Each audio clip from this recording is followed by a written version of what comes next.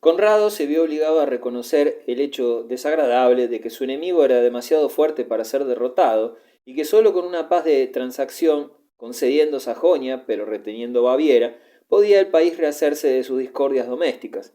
La paz fue concluida, 1142, pero la enemistad siguió, proyectando una oscura sombra sobre este triste reinado y amenazando con la descomposición del reino si no intervenía alguna inspiración más alta. Era una de las grandes ventajas de Federico Barbarroja, sobrino y sucesor de Conrado, que su madre Judith fuese una güelfa. Con la sangre de las dos facciones corriendo por sus venas, Federico parecía predestinado para poner fin a la fatal división, consiguiéndolo durante algún tiempo, haciéndose amigo de su primo Enrique el León y restaurándolo en sus ducados de Sajonia y Baviera. Un coro de alabanza rodeó la roja barba del rey durante su vida y repercutió con entusiasmo en los historiadores posteriores. Todas las cualidades que más se admiraban en la época de la caballería, valor, energía, jovialidad, gusto por las batallas y amor de aventuras, el rudo sentido de justicia que acompaña al sentido común y el buen humor que va unido a la buena salud, las poseía Federico. Ningún soberano alemán desde Carlomagno tuvo condiciones tan adecuadas para gobernar el pueblo alemán. Podía a la vez inspirar temor y afecto, y eclesiásticos, nobles y campesinos estaban dispuestos a considerarle como al rey perfecto. Para la mentalidad moderna resulta increíble que un soberano que toma las riendas del gobierno de un gran país después de un periodo de graves luchas civiles se deje arrastrar a lejanas empresas de dificultades inmensas e imprevisibles, de las cuales sus súbditos no podían en ningún caso esperar beneficios. Pero el pueblo alemán no razonaba entonces así. No estaban dispuestos a censurar a un rey que abandonaba su país para recibir la corona imperial en Roma. Para ellos, las expediciones militares de Federico a Italia, por costosas que fueran en hombres y en dinero, no fueron más censurables que el último y quijotesco viaje que emprendió después, cuando ya era viejo, y que le llevó a morir en un lejano río de Cilicia. Ningún alemán se quejó de que Federico gobernase poco, si a fin de obtener recursos para sus guerras italianas hizo con apatía concesiones extravagantes a los príncipes, creando por ejemplo un ducado de Austria dotado con exorbitantes privilegios, no se levantó ninguna crítica en el país en interés de las atribuciones del gobierno central. Federico era hijo de su época, no lo era solo en moverse entre las nieblas de una arcaica fantasía, soñando en los clásicos latinos, imaginándose que podía revivir el imperio romano sin las legiones romanas, dejando de apreciar la triple fuerza de las ciudades lombardas, el papado renacido y el reino de Sicilia, preparando contra él los alemanes que no hubieran cambiado su brillante caballero errante por la mejor organización del mundo le prestaron su confianza admirativa hasta el final. En Italia, la presencia de un ejército alemán nunca fue considerada como una simple bendición. A Federico sin duda le parecía parte de su deber hereditario rescatar al Papa de la recién nacida República Romana, recibir la corona imperial, humillar a sus enemigos y animar a sus amigos, y recobrar para el imperio los impuestos caídos en desuso por la apatía de su antecesor. Pero, si esperaba que esos objetivos podía alcanzarlos fácilmente y sin resistencia, quedó desilusionado ya en su primer viaje a Roma. Entonces supo con qué poco respeto estaban dispuestos a tratar al emperador que había traicionado y al papa que había quemado a Arnaldo de Brescia, el jefe que habían escogido. Apenas había tenido lugar la coronación imperial, 1155, cuando el ejército alemán se vio furiosamente atacado en la ciudad leonina y obligado a retirarse.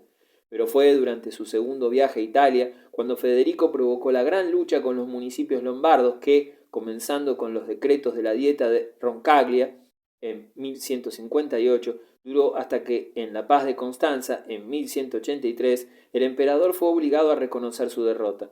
Es corriente entre los historiadores de la primera etapa de la evolución hacia la libertad italiana presentar esta lucha como un hito del nacionalismo. Es cierto que no solo Milán, que era una ciudad populosa, sino muchas ciudades pequeñas que tuvieron que hacer frente al aparato guerrero del ejército imperial demostraron un gran espíritu de heroísmo. El hecho de que Federico, a la cabeza de la caballería alemana, fuese derrotado en 1176 por los burgueses de Milán en el campo de batalla de Legnano, ya era para Europa una advertencia de que se aproximaba una nueva edad en que los hombres de Estado tendrían que contar con la fuerza militar de la clase media. Además, era una novedad que un gran número de ciudades italianas se uniesen en una liga y entrasen en relaciones, como hicieron los lombardos con el Papa, con Sicilia y con los bizantinos y los venecianos.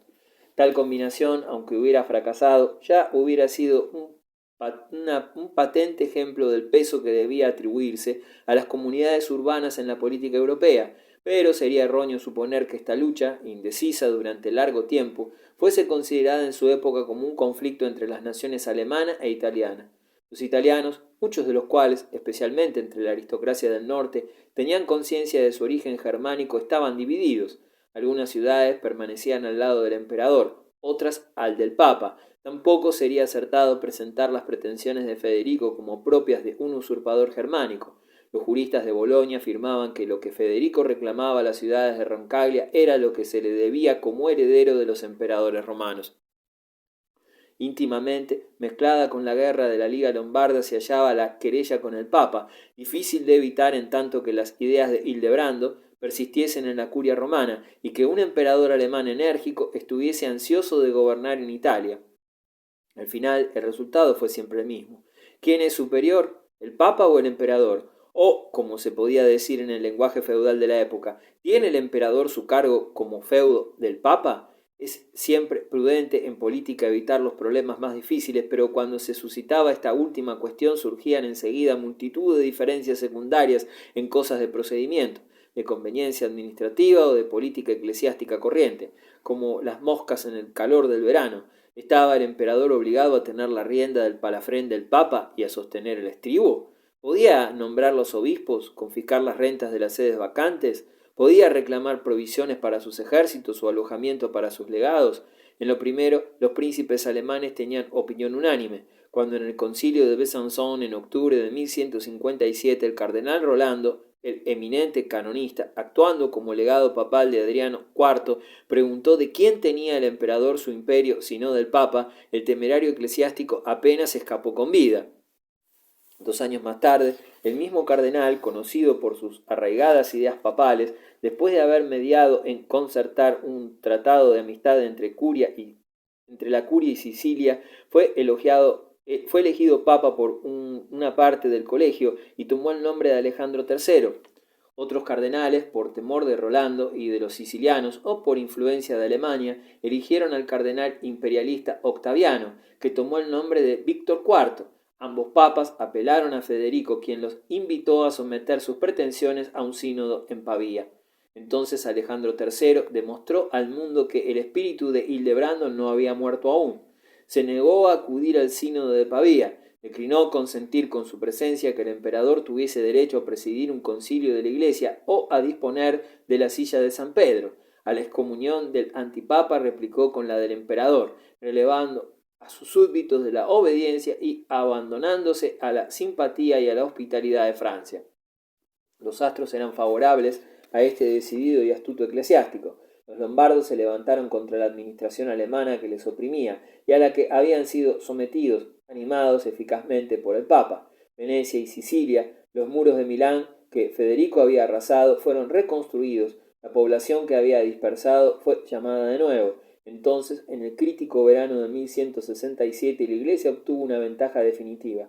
Federico había pasado a Italia con un gran ejército, decidido a caer sobre los dos centros neurálgicos de la rebelión: Roma, desde donde Alejandro dirigía la rebelión, y Sicilia, que alimentaba el movimiento con dinero. Al principio la fortuna sonrió a los imperiales. Los romanos fueron duramente derrotados. El ejército alemán asaltó la ciudad de San Pedro. El papa huyó. El emperador fue coronado por su antipapa. Una escuadra pisana que apareció en el Tíber anunciaba la inminente conquista de Sicilia, pero en pocas horas el sol de agosto dio a Alejandro un desquite inesperado. Súbitamente la peste hizo presa del ejército alemán. Solo e inerme, Federico volvió a cruzar los Alpes, dejando la flor de su caballería muerta y agostada en la llanura romana.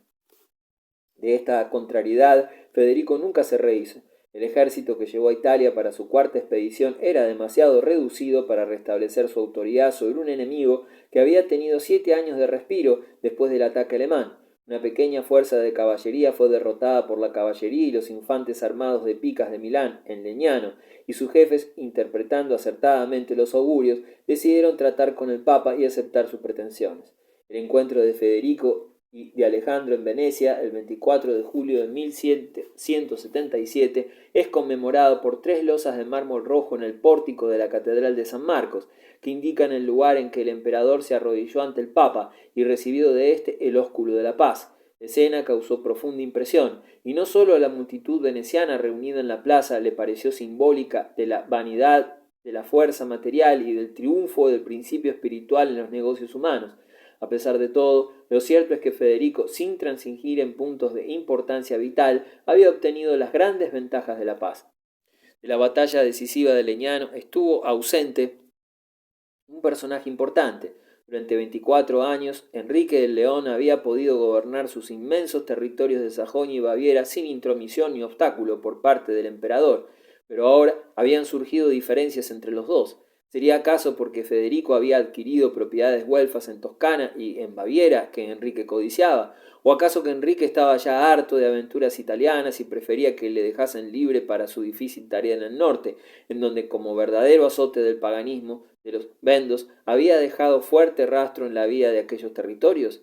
Sea cual fuere la causa, Enrique se negó a ayudar a su soberano y Federico, como consecuencia de ello, sufrió la amargura de la derrota. De este desacuerdo, después de un intervalo de hostilidad, resultaron consecuencias importantes para la historia alemana. Entre el clero y los príncipes de Sajonia, unos odiaban al autoritario León y no esperaban sino una ocasión para abatirlo. Se encontró un pretexto y se le formuló una acusación, pero antes de comparecer ante un tribunal hostil, Enrique se lanzó a la guerra. A su inevitable derrota y a su definitiva sumisión siguió un severo castigo. Fue desterrado del país y, excepto Brunswick y Lunenburg, desposeído de sus posesiones. Los grandes ducados tribales se repartieron entre personas menos poderosas, uno de los cuales, Otón de Wittelsbach, al recibir parte de Baviera, fundó una dinastía que duró hasta la Revolución Alemana de 1918. Los eruditos americanos lloran sobre la tumba de la Sajonia ducal, la visión de un Estado federativo alemán, sencillo, metódico, basado en los grandes ducados tribales, de los que cada uno conservaba su derecho consuetudinario, Landrecht o derecho del país, y que en el corazón de Europa prefiguraba los principios de la República Americana, halagaba la imaginación de los estudiosos transatlánticos, pero tales ideas eran ajenas a la época del León y de Barbarroja. El León era una gran figura del norte de Alemania, que conservó su prestigio en el ocaso de su vida, cuando estaba lejos sus días de lucha. Entonces se le permitió volver del destierro y dedicarse a patrocinar las letras y a construir la gran catedral de San Blas en Brunswick, pero se preocupaba tan poco de los derechos de los demás como aquellos que se juntaron para abatir lo de los suyos. Tampoco Barbarroja tenía el don de crear instituciones, aunque su mano era dura para los malhechores y su gobierno se distinguió por su legislación penal. Cuando su figura brillante dejó la escena, se vio claro que su largo reinado, con severas represiones y dádivas generosas, no fue sino anarquía feudal disfrazada. La última etapa del reinado de Federico brilla en Europa con la pompa del matrimonio. 27 de enero de 1186, de su hijo Enrique con Constanza, la heredera presunta del reino de Sicilia. El rico y poderoso estado insular que el emperador había soñado conquistar con las armas pasaba ahora a la familia de los Hohenstaufen fácilmente, mediante un contrato matrimonial. Inesperadamente la fortuna de los diplomáticos le fue propicia, siendo ello la compensación por las humillaciones que recibió de parte de los romanos y de los lombardos, de los venecianos y del Papa. Dueño de Alemania en el norte, con su nobleza feudal belicosa, y de Sicilia, con su tesoro repleto, su flota poderosa, su bien ejercitado ejército sarraceno, el próximo emperador se hallaría bien colocado para imponer su voluntad a los papas y a los comunes refractarios. Pero las mismas razones que pintaban esta ocasión con colores tan placenteros para los Hohenstaufen eran motivo de vital preocupación para el papado, que concebía el proyecto de destruir aquella dinastía. La lucha, una vez empezada, fue larga y amarga. Los papas triunfaron y la molesta dinastía quedó anulada, pero el precio de la victoria fue la servidumbre respecto a Francia y el cautiverio de Aviñón, causa de la terrible decadencia del prestigio papal, que continuó hasta la Reforma Protestante.